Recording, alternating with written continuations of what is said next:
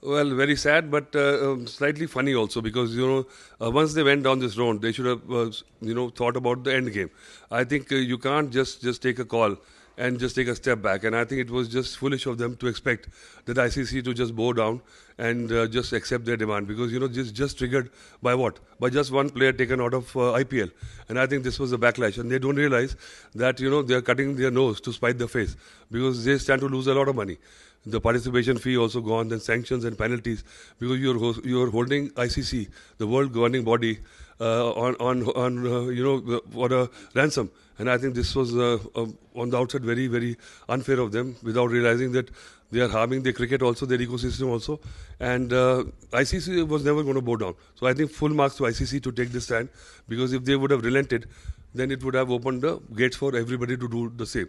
And I think just to equate India-Bangladesh situation with the same as India-Pakistan is also wrong. And they should have been more mature going down this road. I think cricket point of view, it won't make a difference because we'll not miss out much on the quality of cricket. We all know where Bangladesh stands at this point. They were not the contenders, and I think Scotland will be good enough. And I think basically it might just be blessing in disguise because these teams will get this big World Cup experience. And I think Bangladesh has to learn that unless they can only actually just demand so much because what they bring to the table. And I don't think so that we will lose out on much cricket.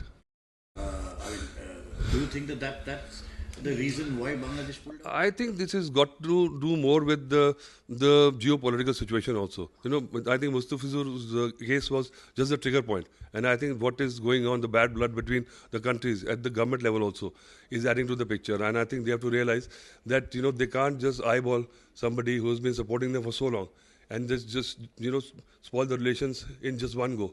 So I think Bangladesh in the long run will lose out because India will not tour Bangladesh. And that is their main cash cow for their board to make money.